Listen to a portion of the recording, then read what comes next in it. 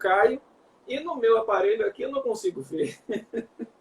Não sei se vocês estão me ouvindo aí, se teve algum problema aí com a nossa transmissão, mas nós estamos aqui dando boas-vindas a todos e todas e iniciando mais um Quinta no Quital, né, que é uma atividade do Quital Ambiental, uma ação do projeto Vivências Interdisciplinares em Direitos Socioambientais do Departamento de Ciências Jurídicas da Universidade Olá, Estadual de Santa Cruz.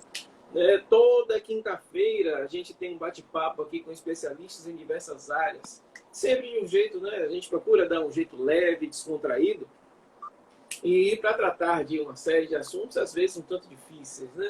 Mas a gente vai continuar, e a música que abriu a nossa quinta de hoje é Respeite a Minha Pele, composta por Marvin e Annie Joe, cantada por Marvin. Hoje é véspera, né, do Dia da Consciência Negra, que foi instituído como referência à reflexão a respeito da igualdade étnica do Brasil. E, infelizmente, uma data como essa ainda é incompreendida e, pasmem, é combatida também. Né? Hoje a gente conversa com o professor, historiador Caio Pinheiro. Caio Pinheiro é mestre em História, secretário de Comunicação da Unegro de Ilhéus e fundador do portal Palavras de Preto. Seja bem-vindo, Caio! olá, Gui. Boa Tudo bom, meu tarde. Como é que querido? tá você?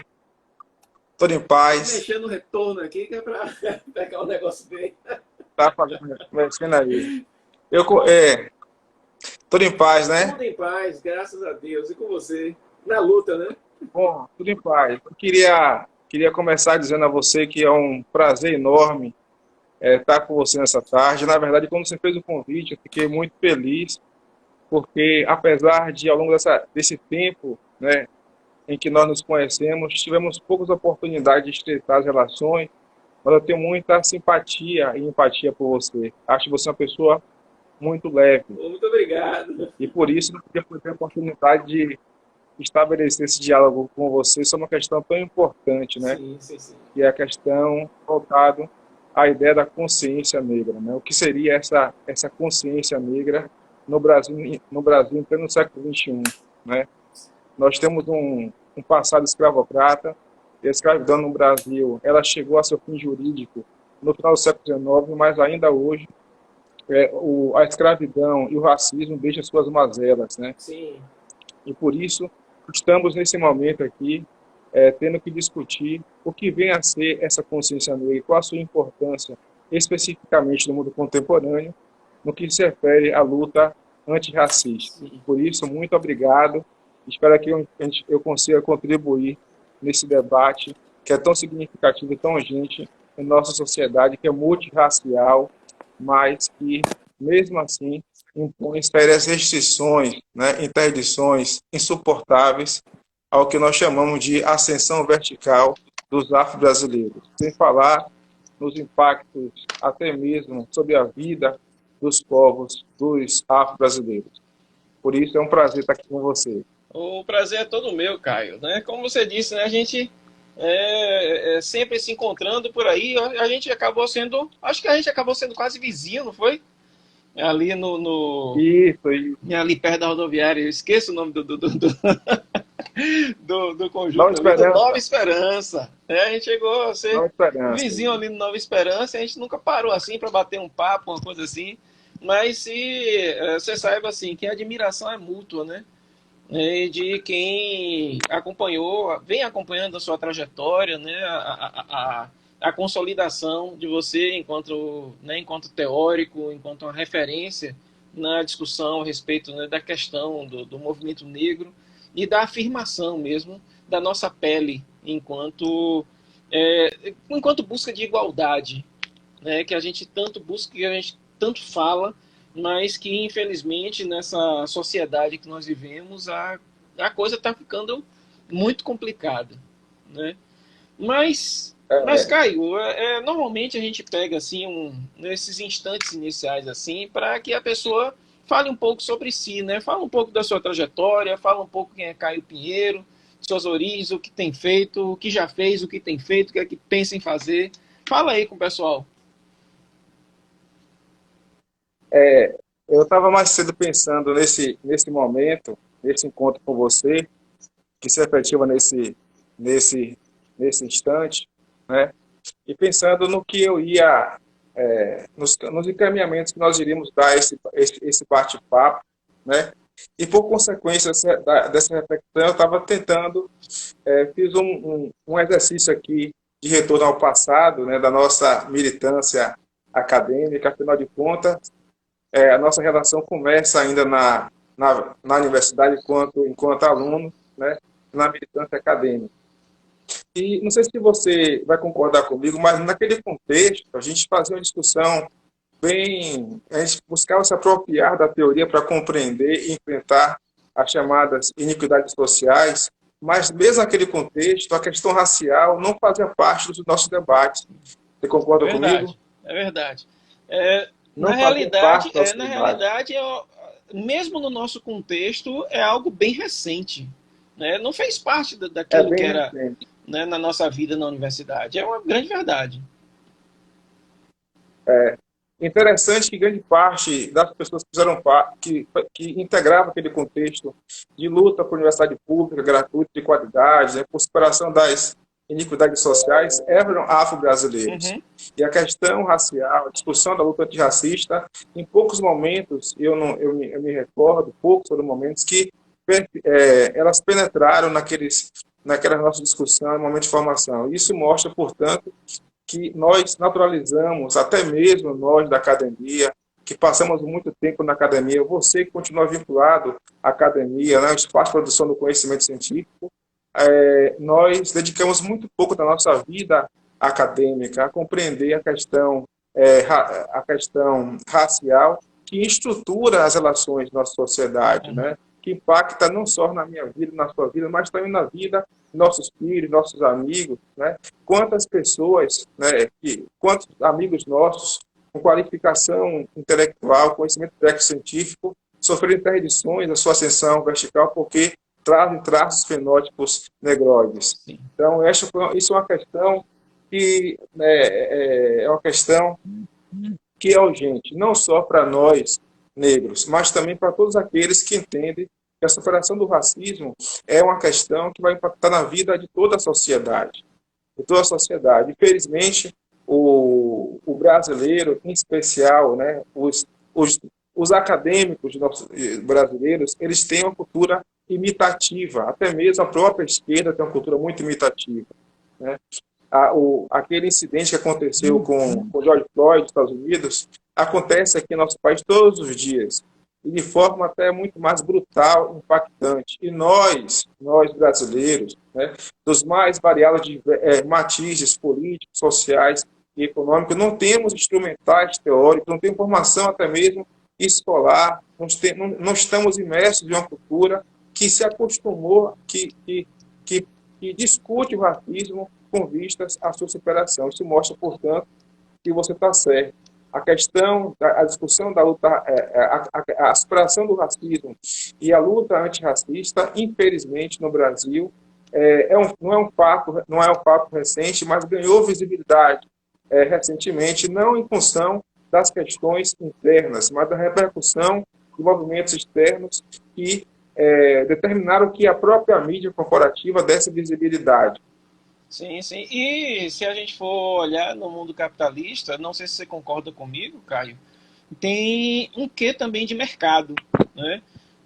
Quando a gente vê hoje todo um mercado, uma oferta de produtos específicos para os negros, né, a gente vai, de repente, começar a ver também que existe uma determinada abertura em função de um mercado consumidor e não pelo reconhecimento, né, do valor e das qualidades do negro enquanto negro. Não sei se você concorda comigo, mas é uma impressão que por vezes eu acabo tendo.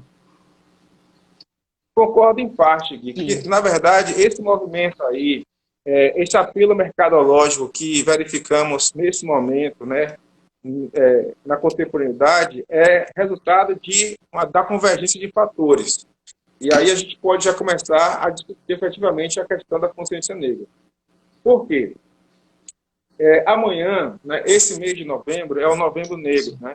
Um mês em que nós buscamos no Movimento Negro fazer ações mais efetivas no espaço público, até mesmo no cyberespaço, que determine uma reflexão mais consistente acerca da questão da consciência negra. Mas eu acho que a grande questão que deve ser pautada em qualquer espaço, como agora com você, ou daqui a pouco também no simpósio que eu vou mediar na faculdade, é uma questão que é central. Por que o movimento negro consensuou celebrar o Dia da Consciência Negra? Né? Acho que isso é uma coisa importante. Por que o movimento negro, né, consensuou nas suas várias ramificações celebrar um Dia da Consciência Negra? Eu acho que essa questão é muito importante, sem a qual a gente não consegue avançar na compreensão da própria simbologia do dia 20 de novembro. Eu acho que algumas questões são fundamentais aí, né, que nós temos que entender. Primeira coisa é que o Dia da Consciência Negra é uma demanda da luta antirracista. Né? O dia 20 de novembro é uma demanda de uma luta que antecede a sua efetivação simbólica, que é a luta antirracista. E essa luta antirracista, quando vista a partir da perspectiva do movimento negro, começa quando os escravos chegam aqui, quando os africanos chegam aqui na condição de escravizados. Então, uma das questões mais importantes de ser colocada é o seguinte: não houve uma ação contemplativa do africano escravizado à escravidão. Ele reagiu de formas mais significativas, algumas conhecidas corriqueiramente como a resistência física, ou sofisticadas a partir de relações muito estreitas de negociação com seus senhores. Então, houve uma resistência. Tá? E segunda coisa importante, né, ter consciência negra é, sobretudo, ter consciência, certo, que os traços fenótipos, né, falo físico, que definem o ser negro no Brasil, são fatores de interdição à sua ascensão socioeconômica. E aí, por isso que a gente não pode falar em racismo reverso. Por que não se pode falar em racismo reverso?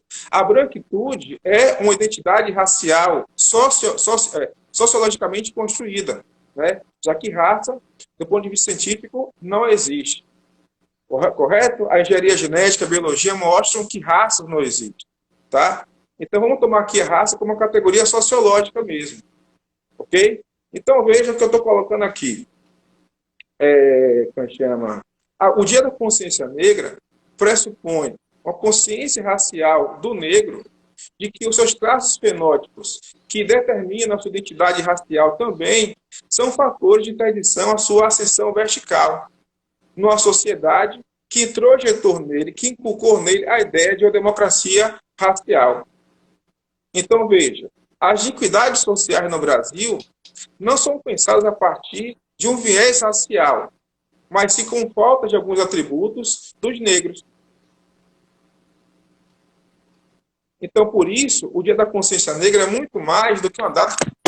É muito mais. Desculpa, caiu aqui. Significa, vai muito além,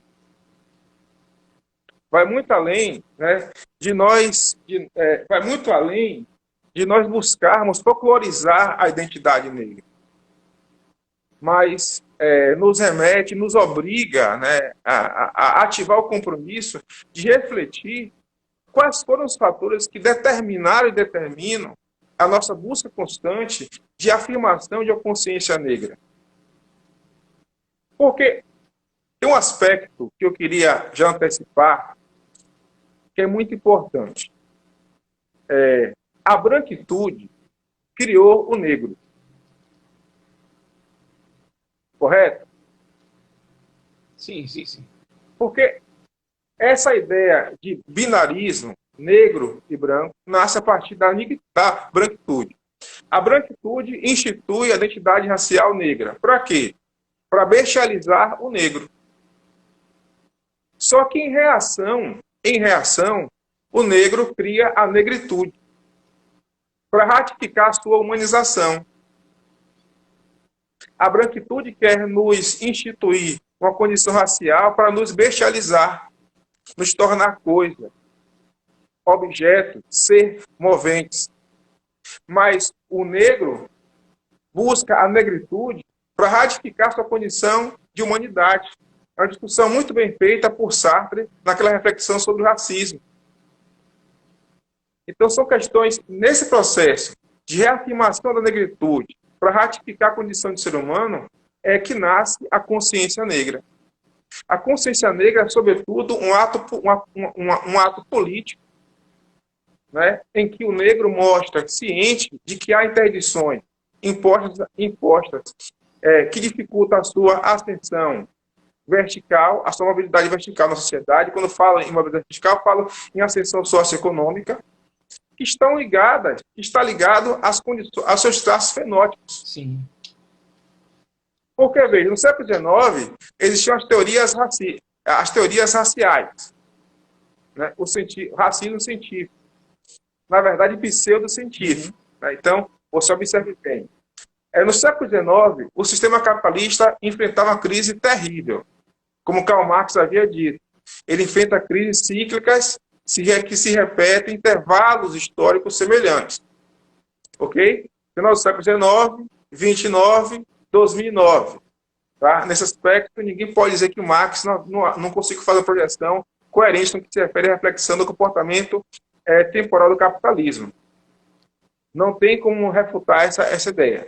No século XIX, as nações centrais do capitalismo estavam na Europa. Se nós possamos falar em epicentro, se nós pensarmos que o capitalismo possuía um epicentro, esse epicentro era o continente europeu. Ali estavam nações como Inglaterra, Alemanha, França, né? Grandes potências econômicas, que enfrentaram a crise de superprodução. Suas indústrias produziam muito, e não conseguiam vender. Então, superprodução. Os produtos, em vez de se tornar capitais, se tornavam um prejuízo. Então, surgiu uma demanda. A única maneira de evitar o colapso do sistema capitalista era encontrar mercados consumidores e fornecedores, que naquele contexto não estavam mais na Europa, estavam na periferia do sistema capitalista. Mas que periferia é essa? Essa periferia eram as áreas do globo onde a civilização não havia ainda chegado. O continente africano e o continente asiático. Só que aí surgiu uma questão naquele momento. A África e a Ásia eram continentes habitados há milhões de anos por povos. Então, como é que nós vamos chegar lá e dizer, olha, esse território que pertencia a você passa a pertencer agora aos ingleses, esses aos franceses, esses aos belgas, esses aos alemães e assim por diante. Então, é aí que entra em cena os intelectuais, os ditos intelectuais, né, que vão formular as teorias do imperialismo do século XIX. Quais foram elas? A teoria da missão civilizadora. Os povos europeus, ditos superiores, de epiderme branca, tinham um fardo, uma missão da qual não tinham como abrir mão. Levar o progresso e a civilização aos seus irmãos da África e da Ásia, que devido ao seu desnível racial, jamais iriam conseguir atingir sozinhos o nível de civilização. E aí a humanidade, pseudocientificamente, vai ser dividida em 3 estágios evolutivos. Os povos civilizados, todos europeus, de epiderme branca. Os povos primitivos, estavam aí os asiáticos, certo? E os povos bárbaros, que são os povos africanos. Então, nesse momento que nascem as teorias racistas do século XIX. No Brasil, a nossa inteligência nacional, os nossos intelectuais vão tentar adaptar essas teorias para um país marcado pela miscigenação racial. E aí surgiu um problema. Qual foi o problema? É porque aqui era inaplicável a ideia de raças superiores e raças inferiores. No final do século XIX, as teorias raciais começam a entrar em declínio, muito em função da própria evolução da ciência, da biologia e assim por diante. E agora? Quais são os argumentos que vão utilizar para diferenciar, para poder colocar os negros, por exemplo, no ostracismo social? Então nasce um outro tipo de tese, a tese da democracia racial, que nós temos como principal expoente Gilberto Freire. O que Freire vai fazer? Ele vai reconhecer a importância dos 3 grupos étnicos, raciais, na formação da nossa sociedade, índios, negros e brancos. Só que ele fala o seguinte, nesse caldeamento das 3 raças, certo? A raça superior, a raça branca, iria se tornar hegemônica. Então ele vai defender, assim como seus antecessores, a teoria do branqueamento. Não se podia pensar num país moderno, numa nação desenvolvida, sendo um país, sendo uma nação hegemonicamente negra. Por isso que buscou-se branquear o Brasil através da política de imigração. E Paulo Freire, então, mais tarde, vai dar uma saída para esse insucesso da política de branqueamento através da imigração. É dizer o seguinte, olha, não se preocupe, nós reconhecemos a importância de índios e negros, mas, no cômputo final, a nossa cultura é superior, devemos orgulhar-se dela. Por quê? Porque o elemento branco foi hegemônico. E aí nasce uma ideia absurda. Qual é a ideia absurda? É de que o Brasil se tornava um exemplo moral para o mundo de relação entre as raças. Aqui não havia conflito interracial, como acontecia, por exemplo, nos Estados Unidos. E por que essa ideia ganhou muita força? Porque o Brasil era um país atrasado em termos econômicos, e o único elemento que ele podia utilizar para poder se vangloriar no cenário mundial era que, apesar de não termos uma economia robusta em termos de recursos tecnológicos, somos um país que conseguimos superar a luta interracial. Só que depois da Segunda Guerra Mundial, o que vai acontecer? Os Estados Unidos, o movimento pelos direitos civis. E o próprio governo americano, através da gestão de Truman, entende que era preciso superar o racismo. E aí nós temos um país claramente segregado, em que o Estado vai assumir uma postura efetiva no enfrentamento do racismo a partir de políticas afirmativas. É daí que nasce o que nós chamamos hoje de políticas afirmativas, políticas públicas que visam o quê? Que visam criar condições para resolver as disparidades socioeconômicas entre brancos e negros naquela sociedade. Aí você tem várias ações importantes, por exemplo, a proibição da existência de escolas segregadas, a criação de cotas para negros em concursos públicos, coisa que o Brasil não assumiu. Por que não assumiu? Porque aqui havia, na visão freiriana, uma relação harmoniosa entre as raças. E só agora nós temos o enfrentamento efetivo dessa questão. Por quê? Porque os negros, né, entraram na universidade e começaram a pautar, a partir da pesquisa acadêmica, o racismo. Isso é uma coisa importante. E veja, quando você fala, né, dessa questão da universidade, né, e quando você lembra mesmo que na nossa época não havia, essa discussão não era pautada na universidade, a gente vê com muito mais clareza essa coisa ser pautada justamente a partir da implantação do sistema de cotas na universidade pública.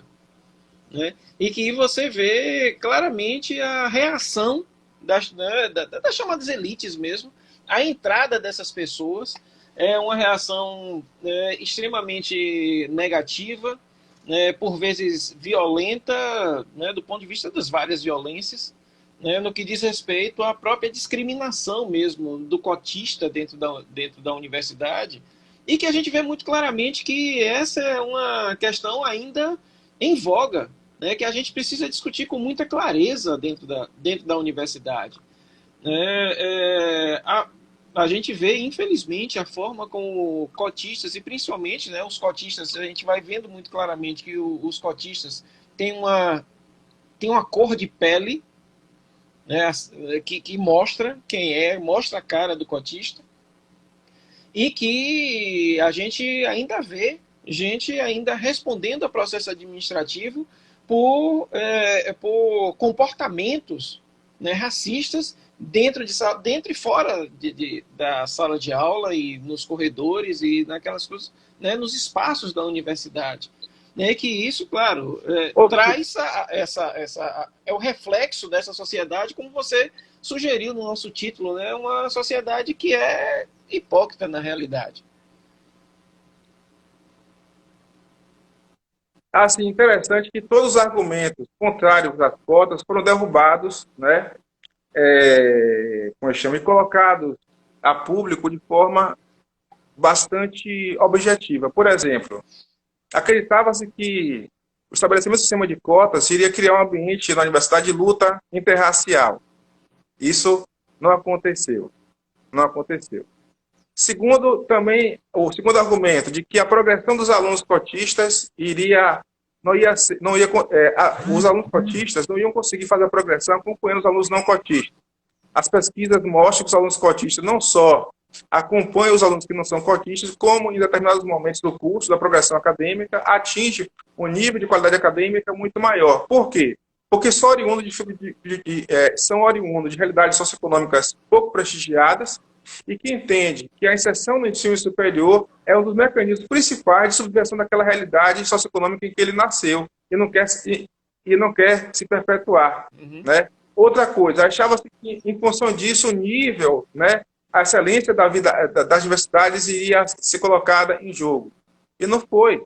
Né? E aí a gente percebe que todos esses argumentos colocados com o sistema de cotas não passavam apenas de falas eivadas de racismo e de achismo.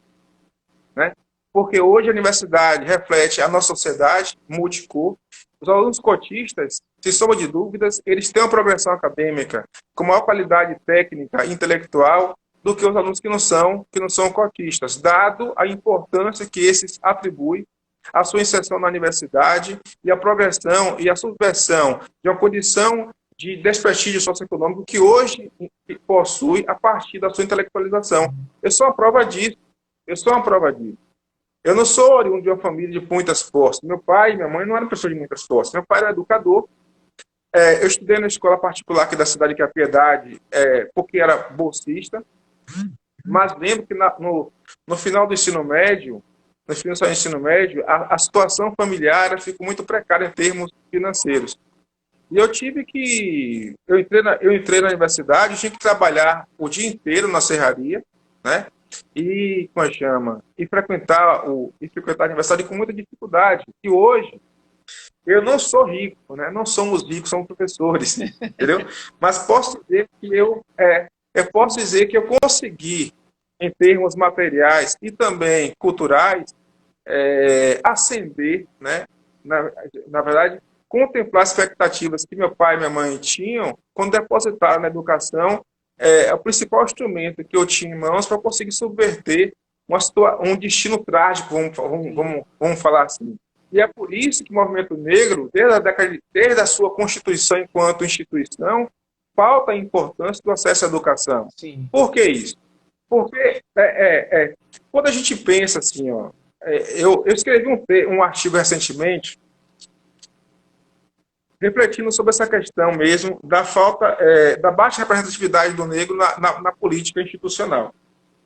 Eu falava o seguinte, quantos desembargadores, juízes, promotores, procuradores negros você conhece? Ainda são muito poucos.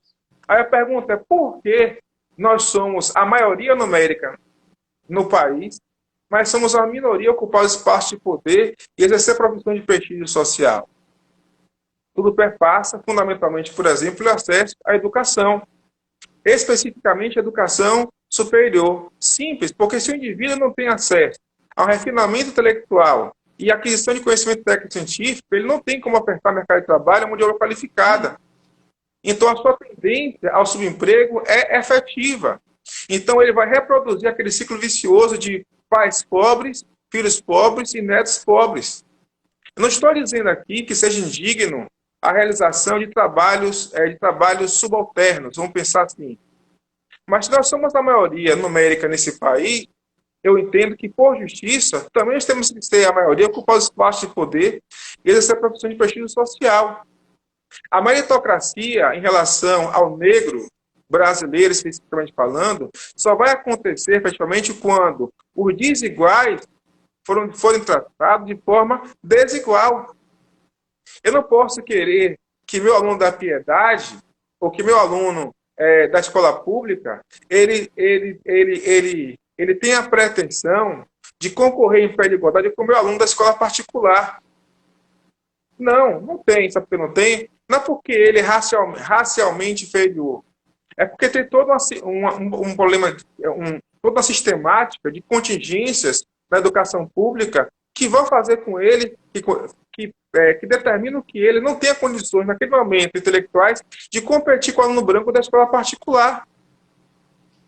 Então, quando se fala em promoção ativa, em política afirmativa, certo? Se fala num reconhecimento de interdições socioeconômicas a grupos específicos. Por isso que as cotas é uma política de ação afirmativa focalizada.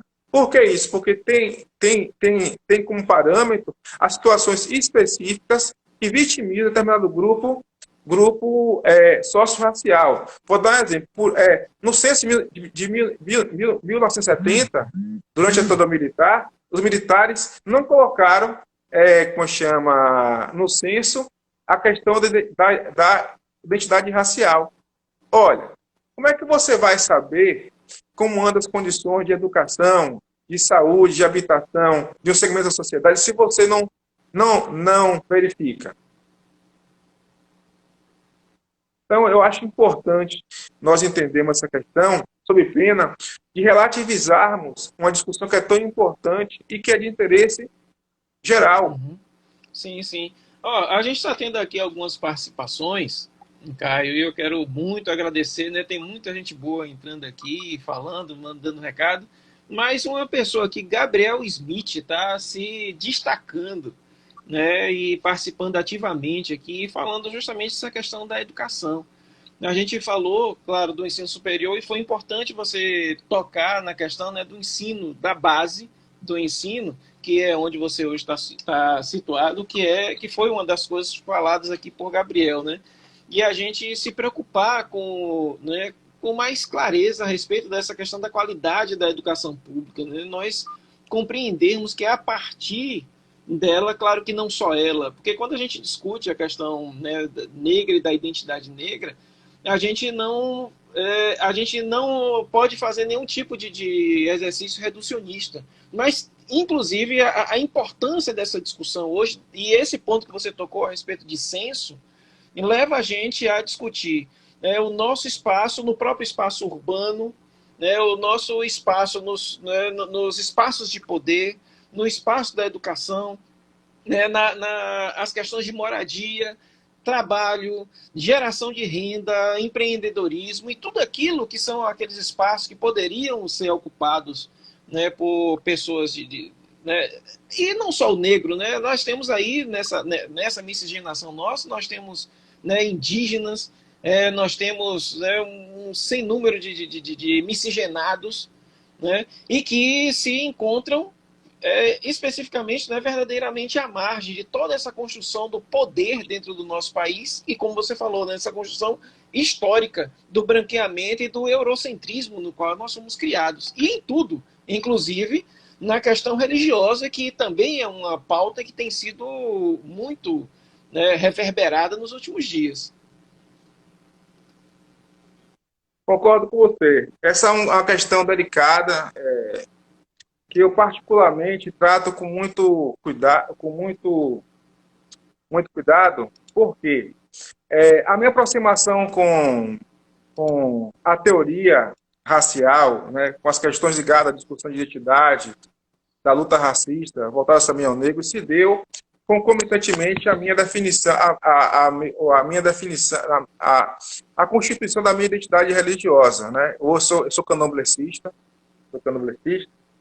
e tanto na educação básica quanto na educação superior, que eu também milito, né? Milito nas duas instâncias, nas situações que oportunizam, que eu manifesto a minha identidade religiosa, eu percebo um certo silenciamento quando eu falo, professor, qual é a sua religião? Eu falo, sou candomblessista.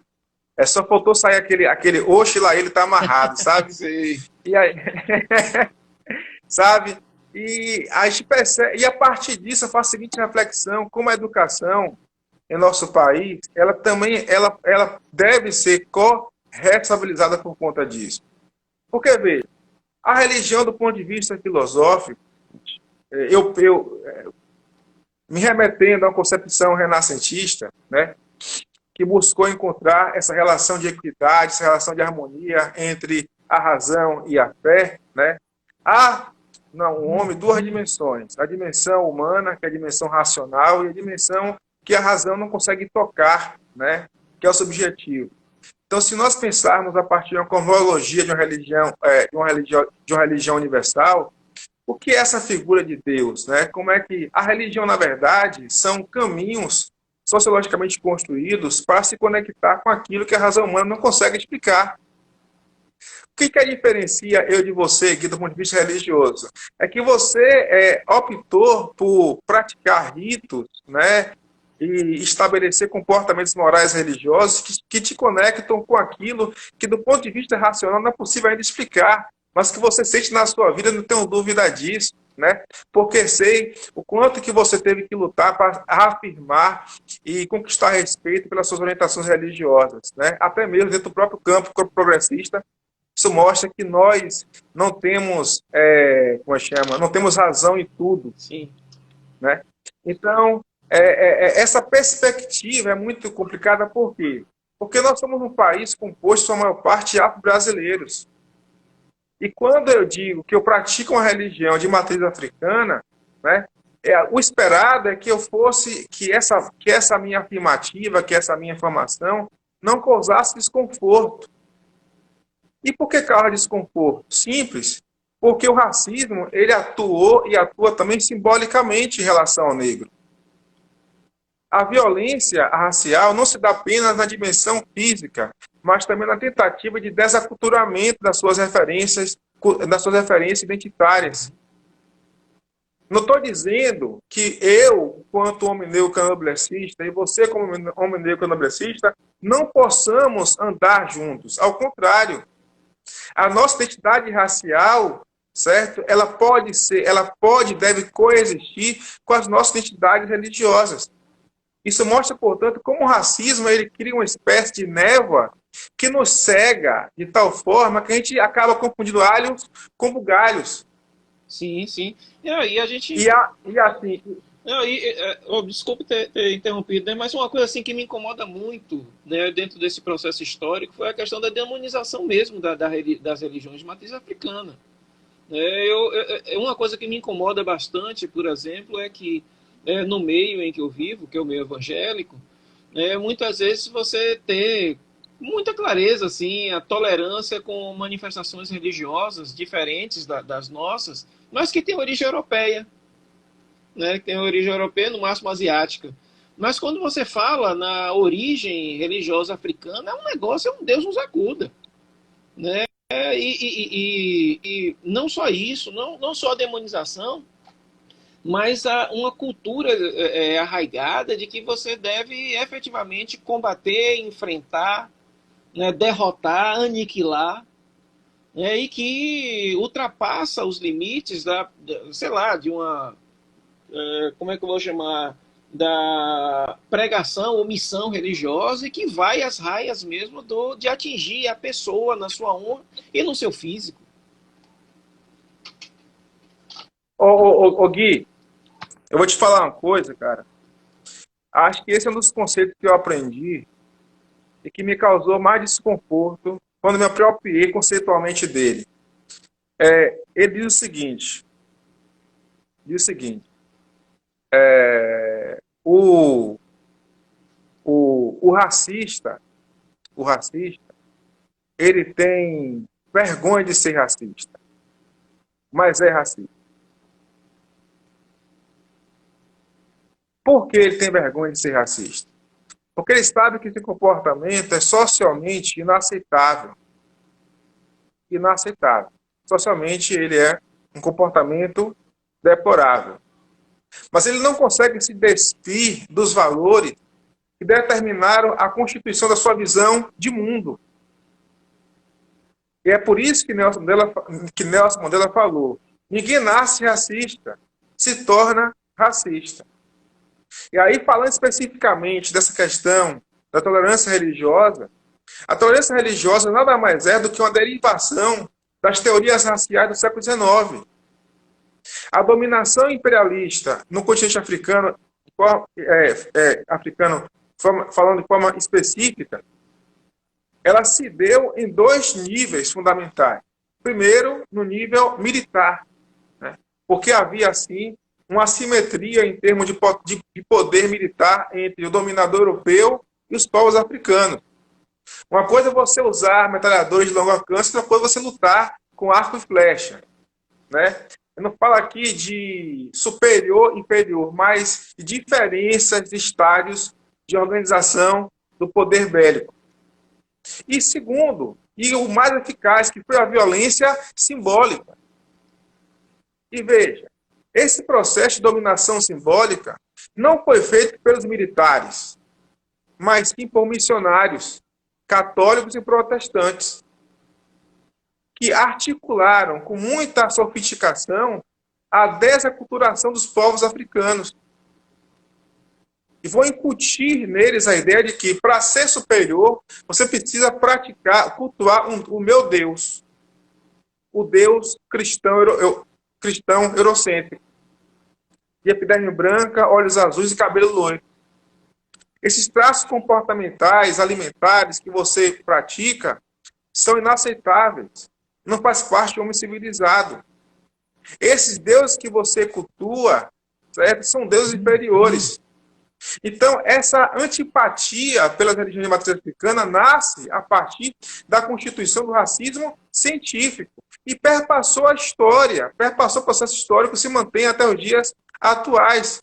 E é responsável por uma divisão da sociedade que é horrível. Por quê? Não é horrível só para quem é vitimado, mas também para quem vitima a longo prazo. Uhum.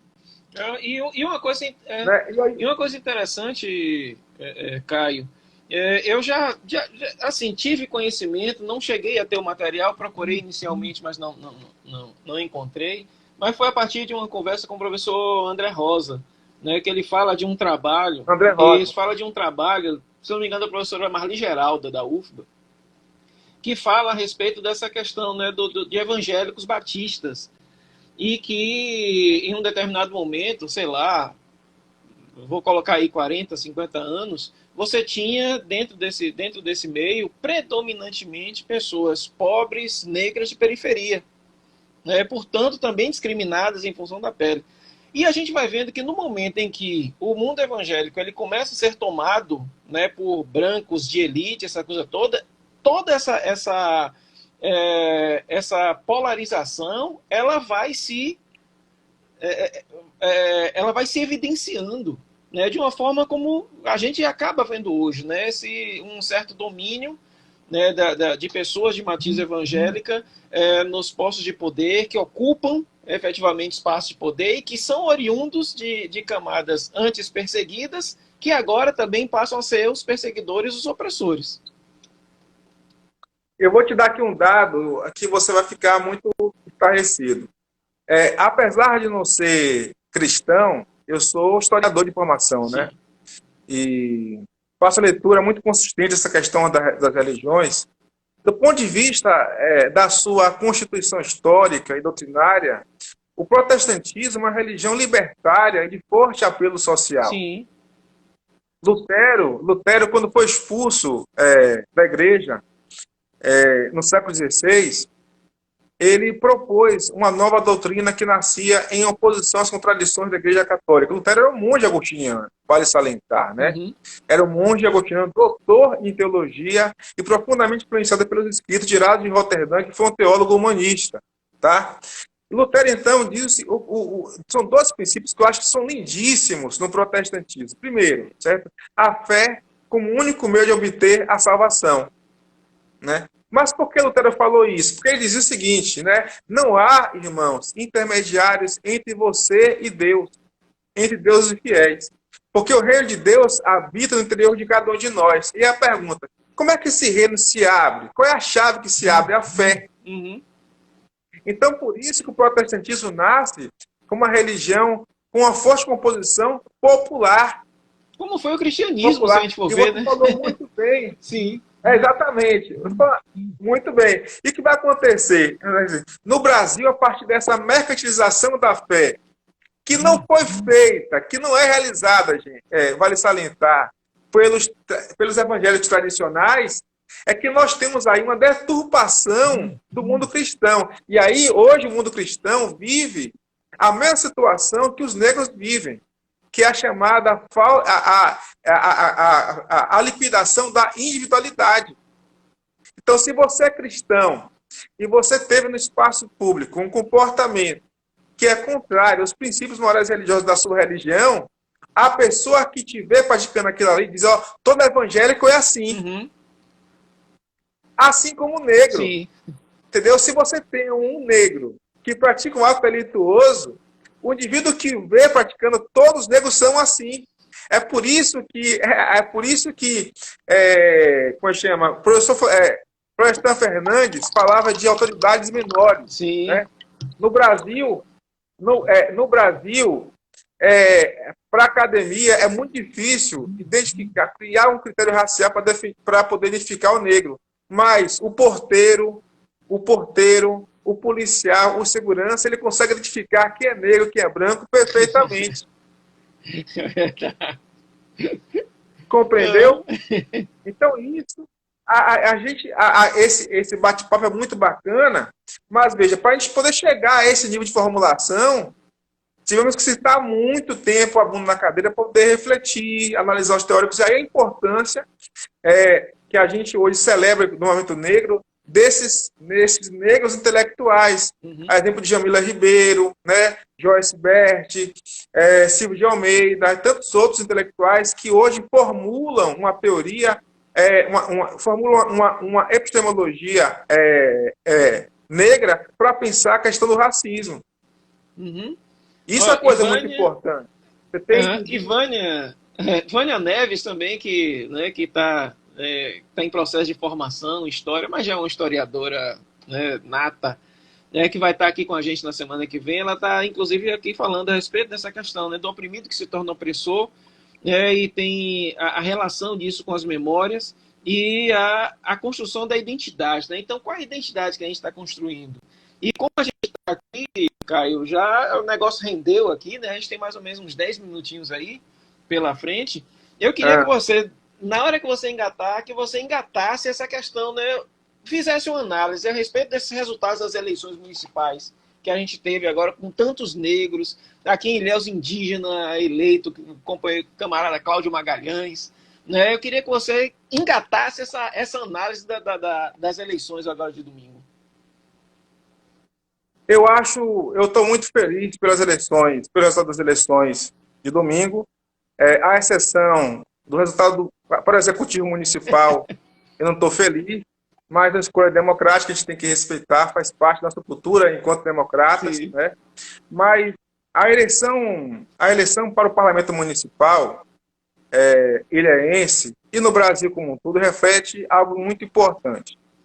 Os movimentos sociais perceberam que modificações efetivas só se dão no Brasil, no sistema como o nosso, presidencialista, a partir da luta institucional.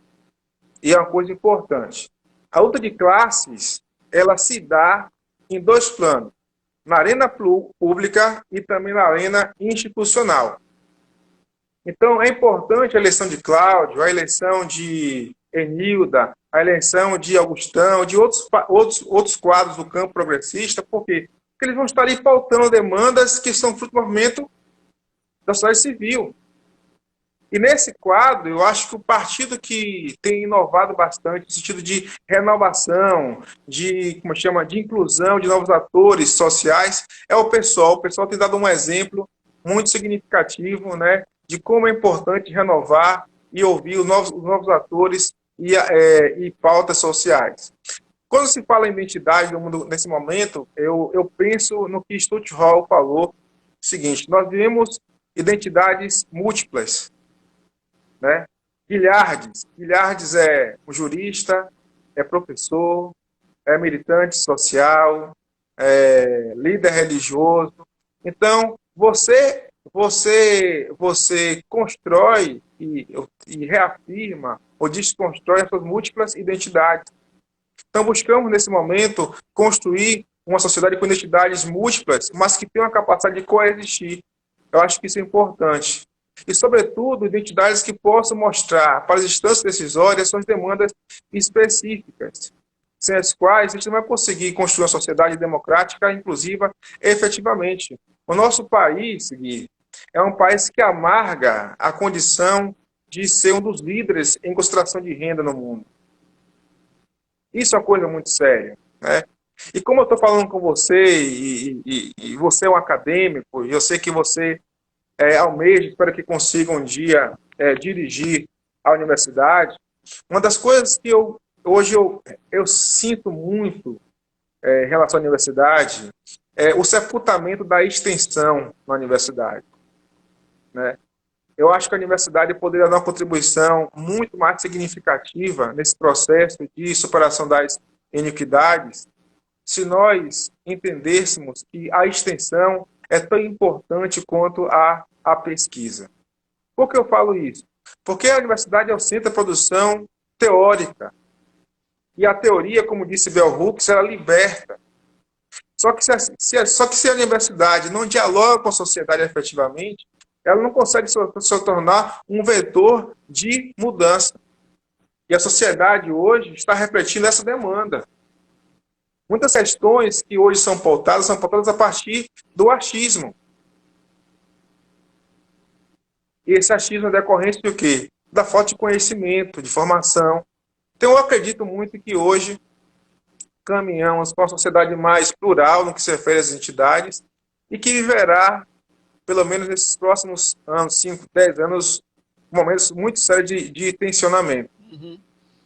É Isso, até mesmo porque quando a gente, né, trata de questões como identidade, representatividade também, a ocupação dos espaços, a gente tem o movimento contrário também, né? Na medida que nós vamos ocupando os espaços, as pessoas que vão entendendo que vão perdendo esses espaços vão começando a reagir, né? E eu tenho certeza que você já deve ter sentido isso na pele.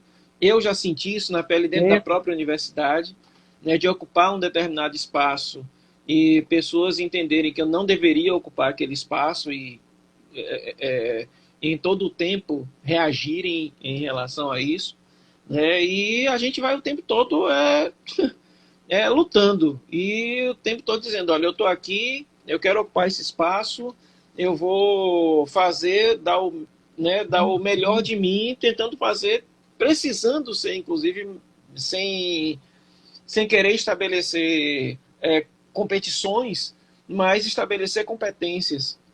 Né? E a gente vai o tempo todo dizendo, olha, eu estou aqui, eu sou tão capaz quanto. Né?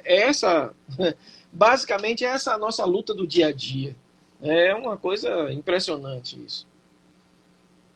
E assim, se nós não tivermos resiliência e força, vai ser pior ainda. Uhum. Sim. Vai ser pior ainda.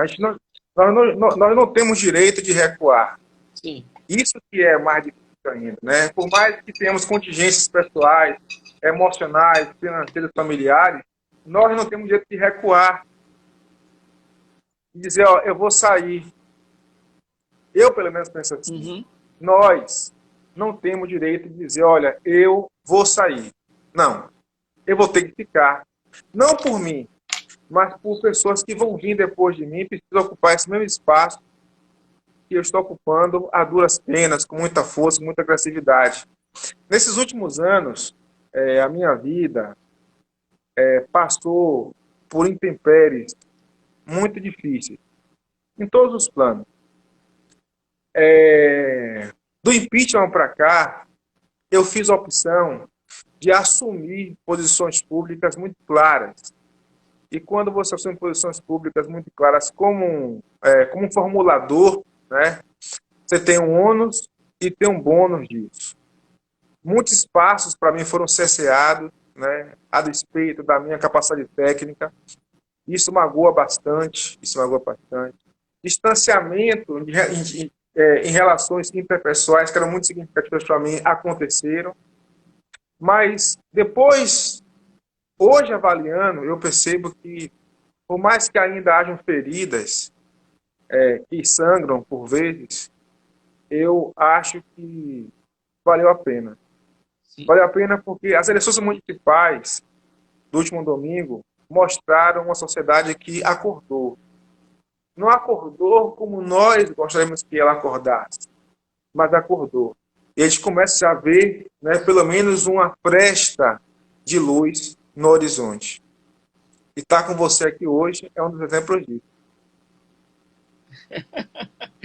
Ô, Caio, como é importante, né, a gente ter essa oportunidade de dialogar, de trocar essas ideias e a gente tá, né, convergindo, né?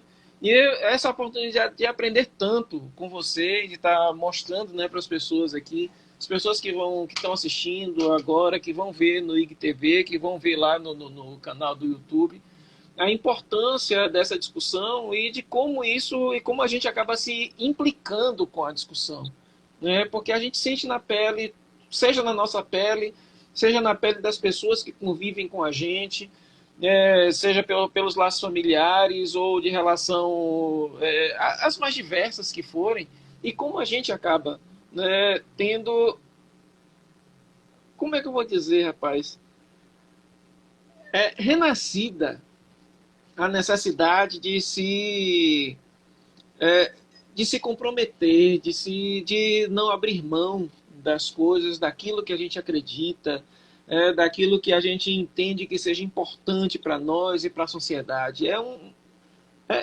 Assim, eu só tenho a lhe agradecer, né, por você ter ajustado sua agenda, né, porque para quem não sabe, gente, Caio tá com a agenda assim, coisa, e ele disse que hora é, e eu fui lá, dei uma ajeitada, disse, olha, ele vai sair dessa live, já vai entrar direto em uma outra programação. Então, veja, quem faz isso é porque está muito comprometido com a luta, é porque sabe o que está fazendo e sabe também das implicações daquilo que faz. Então, quando a gente faz uma discussão como essa e entra nisso aqui, quando você, e na próxima semana eu quero aqui ressaltar uma pessoa que é muito bacana, né, que é a professora Vânia, que é professora né, de escola pública de interior do município, né, lá de Sambaituba, que vive também as agruras, essas coisas todas. A gente chega, pega assim, às vezes, e você não sabe, para a gente construir isso aqui, às vezes a gente pega na rua, como aconteceu com Vânia, e a gente começa a bater um papo disso aí e dá uma live. Você precisa estar com a gente. E ela disse, não, aí começa, fala que tá, não, a perna começa a bambear, começa a tremer, eu tô com medo. Não, vamos fazer, por quê? Porque a gente acredita, Caio. É, Que a gente acredita, acredito, exatamente isso. né? E a gente sabe que nós somos responsáveis pela construção, né, desse mundo melhor que a gente quer. Né? Até pegar um depoimento do Obama, né, que foi entrevistado essa semana pela Globo e que acabou de lançar o livro dele, que em um determinado momento, né, Bial vai e pergunta a respeito da questão da presidência dos Estados Unidos, o que é que leva? Ele diz, olha, eu levei à frente e cheguei lá porque eu preciso mostrar às novas gerações que é possível chegar lá. Aquela história do yes, we can, é porque ele queria dizer, efetivamente, nós podemos chegar lá. E de todos os 8 anos Obama, uma imagem que para mim foi assim, que diz muito, foi uma senhora negra na Casa Branca dizendo, olhando assim, dizendo, eu não acredito que eu estou aqui. Eu posso estar aqui. E veja como isso é significativo. Né? E aí como a gente chegou naquele momento, né, da eleição e da posse do Lula, por exemplo, a gente olhar para um camarada que vinha das bases, um camarada operário, e dizer nós podemos estar aí. Né? E que a Exatamente. gente vive, infelizmente, esse retrocesso, mas que a gente também tem esperança. A gente tem esperança de um Boulos em São Paulo, por exemplo, né? A gente teve a esperança de uma Denise ou de uma Olivia em Salvador, mas essa esperança não morre. Né? E por aí vai. Não, não morre. E por aí vai. E um dia vai chegar em Ilhéus. Vai, rapaz, são muitas experiências. Eu já enfrentei muitas situações que eu pensei, eu tenho que estar aqui por isso. Eu vou contar um caso aqui, vou sair já para outra atividade. Eu dava aula numa instituição de ensino superior aqui da região, e lá tem estacionamento de professores e estacionamento de aluno. Né? Eu fiquei nessa instituição 5 anos. 5 anos, foi quase 5 anos. E toda quinta-feira que eu chegava, quinta e sexta que eu chegava para dar aula na instituição, o porteiro, né, que fazia segurança dos seus professores, me perguntava toda semana, você é professor? Aí, perto de eu me desvincular da instituição, ele fez a mesma pergunta um dia, professor, por que você não perguntou ao meu colega que entrou aqui na faculdade esse mês, que entrou agora aqui, que é branco, com carro importado, se ele é professor também? E você é um homem negro. O silêncio Uhum. se instalou, ele nunca mais me perguntou. Então, são situações como essa, sabe, Gui, que me fazem pensar que eu tenho que resistir. Por isso que eu agora estou estruturando um portal de notícias chamado Preto com Palavras, ou Palavras de Preto, que tem como perspectiva fazer um jornalismo engajado, né, e transversalizado. A questão racial vai permear toda a produção jornalística, mas vai ser uma apreciação da realidade, da nossa realidade local, estadual e nacional e mundial a partir de jornalistas negros, né, comunicadores negros. A concepção do projeto de empreendedorismo um projeto de empreendedorismo, mudar a realidade que a gente está inserida, mas também gerar receita para quem participa. A gente tem vários colegas, vários amigos aí que se formaram em comunicação e estão aí no mercado com muita qualidade técnica, mas não conseguem uma inserção. E eu já tenho uma situação profissional e financeira estabelecida, né? Nós somos ricos, nós conseguimos pagar a energia, a água e fazer uma feira no final do mês, entendeu? E é não parar, estudar sempre. Eu estudo muito, muito mesmo, né? Por contingências da vida pessoal, por trajetórias, por demandas familiares e tal. Eu acabei não fazendo logo mestrado, doutorado, e aí não tá com vocês aí na UESC, mas estou em outras instituições. Quem sabe um dia a gente pode estar junto aí também a nível institucional, mas eu estou muito feliz onde eu estou sendo um transformador social, né? Isso é mais importante. Não estar satisfeito nunca e achar que não tem nada a ver comigo. Tem tudo a ver comigo, sim. Tá? Então, agradecer a você, meu carinho, desejo sorte na sua caminhada, que você continue sendo uma pessoa presa às suas convicções e não abra mão delas em função de conveniências. As conveniências passam, as convicções definem o homem. Às vezes, convicções são errôneas, mas é melhor errar defendendo-as do que negociá-las. Eu penso assim, né? Eu penso assim. Como disse Disseu, nosso problema, a solução é manter-se fiel aos princípios e mudar as táticas. Onde erramos, negociamos princípios e não mudamos as táticas. É isso aí. Obrigado, Caio. Obrigado você que esteve aqui com a gente. Lembrando que a gente, né, já já vai estar disponível com esse link, com esse vídeo lá no IGTV. E daqui a pouquinho, no máximo amanhã, a gente consegue colocar lá no YouTube e o link fica disponível no canal do Que Tal Ambiental. Na semana que vem, a gente continua falando a respeito de identidade negra com a professora Vânia Neves, né, que é professora do Sistema Municipal de Ensino de Ilhéus. Ela está fazendo o curso de História na UESC e é pesquisadora, tem algumas pesquisas muito interessantes a respeito de identidade negra. A gente se despede, né, novamente agradecendo a Caio, agradecendo a presença de todo mundo que está aqui. Até mais e até semana que vem com mais um Quinta no Que Tal. Até! Tchau, Gui. Até, Valeu. valeu, Caio! Tchau, Tchau. tchau!